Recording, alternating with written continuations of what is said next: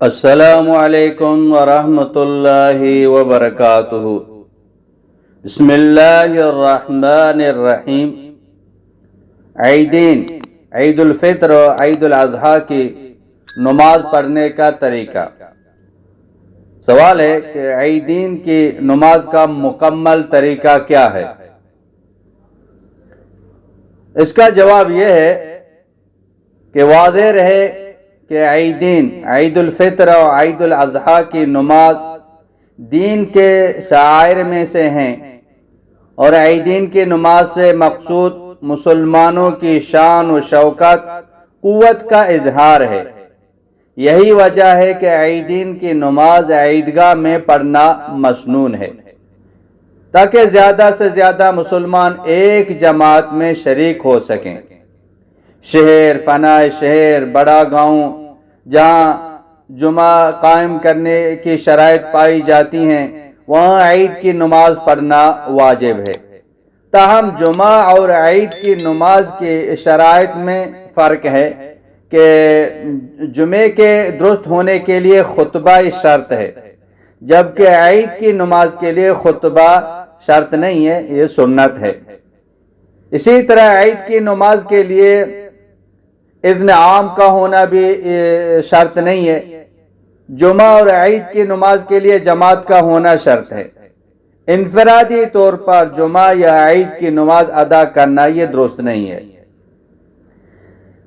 جماعت کے ساتھ یہ پڑھنا یہ ضروری ہے، لیکن جمعہ اور عید کی جماعت کے لیے کتنے افراد ضروری ہیں یہ سمجھنا ہے۔ اس میں فرق ہے۔ جمعے کی نماز درست ہونے کے لیے امام کے علاوہ 3 مردوں کا ہونا یہ ضروری ہے، اور عید کی نماز کے لیے امام کے علاوہ 1 مرد کا ہونا یہ کافی ہے۔ اب آپ کا جو سوال تھا کہ جو عیدین کی نماز ہے ان کا پڑھنے کا طریقہ بتا دیں۔ عید کی نماز کا طریقہ یہ ہے، عید الفطر اور عید الاضحیٰ کی نماز کا طریقہ ایک ہی ہے۔ عید کی نماز کے لیے اذان اور اقامت نہیں ہے، یہ پہلی بات ہے۔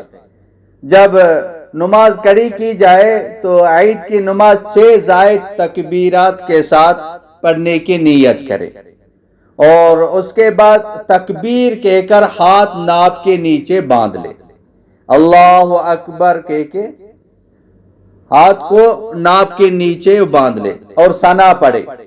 اس کے بعد 3 زائد تکبیرات کہے، 2 تکبیروں میں ہاتھ کانوں تک اٹھا کر چھوڑ دے، اور تیسری تکبیر پر ہاتھ اٹھا کر ناپ کے نیچے باندھ لے، اللہ اکبر، ہاتھ چھوڑ دے، پھر اللہ اکبر، پھر ہاتھ چھوڑ دے، پھر اللہ اکبر کہہ کر ہاتھ ناپ کے نیچے باندھ لے، تیسری مرتبہ ہاتھ کو چھوڑنا نہیں۔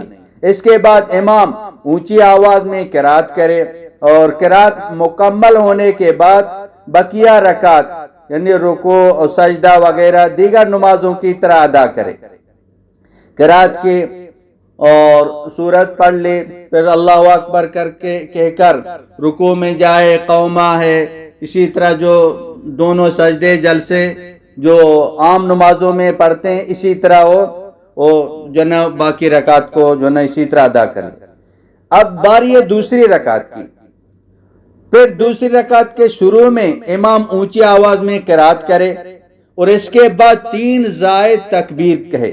رکوع سے پہلے آخری جو 3 زائد تکبیرات رہ گئے، یہ 3 زائد تکبیرات رکوع سے پہلے تینوں تکبیروں میں ہاتھ کانوں تک اٹھا کر چھوڑ دے۔ دوسری رکعت میں رکوع سے پہلے 3 تکبیرات ہیں، اللہ اکبر، ہاتھ چھوڑ دے، پھر اللہ اکبر، ہاتھ چھوڑ دے، پھر اللہ اکبر، ہاتھ چھوڑ دے، 3 تکبیرات اس طرح کہہ کر ہاتھوں کو چھوڑ دے، اور آخری جو تکبیر ہے وہ رکوع کے لیے ہے۔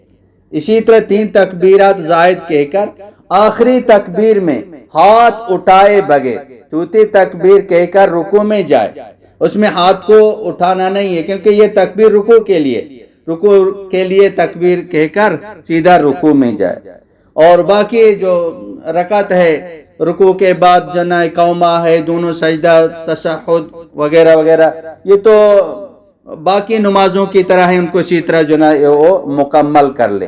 دونوں سجدے کے بعد تشہد ہے، تحیات ہے، درود ہے، دعا پڑھ کر سلام پھیر دے۔ پھر نماز مکمل کے بعد، نماز مکمل ہو گئی تو امام اب دو خطبہ دے دے، امام دو خطبہ دے گا، دونوں خطبوں کے درمیان تھوڑی دیر بیٹھے گا، اور اسے خطبہ یاد نہ ہو تو دیکھ کر بھی پڑھ سکتے ہیں۔ اور عید الفطر، عید الاضحیٰ کے جو خطبے ہیں وہ آج موجود ہیں، یہ خطبہ ہیں، کتابوں کی شکل میں ہیں اور PDF کے شکل میں ہیں، یاد نہیں ہے تو دیکھ کے بھی پڑھ سکتے ہیں۔ اور عیدین کے خطبے اور ان میں جو تکبیرات ہیں ساری چیزیں لکھی ہوئے ہیں، اسی طرح وہ خطبہ جو نہ پڑھ لے۔ تو اگر خطبہ پڑھنا بھی مشکل ہو تو دونوں خطبوں میں یہ کہ حمد اور صلاۃ، اللہ پاک کی تعریف اور اللہ کے نبی پر درود سلام اور چند آیات پڑھ لینا یہ بھی کافی ہے، اسے بھی خطبہ ہو جاتا ہے۔ اور خطبوں کے ابتدا اور انتہا اور درمیان میں تکبیرات پڑھنے کا بھی اہتمام کرنا چاہیے۔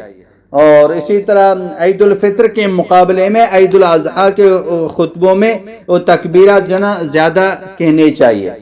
تو یہ ہیں دونوں نمازوں کے جو نا یہ پڑھنے کا طریقہ۔ واللہ اعلم بالصواب۔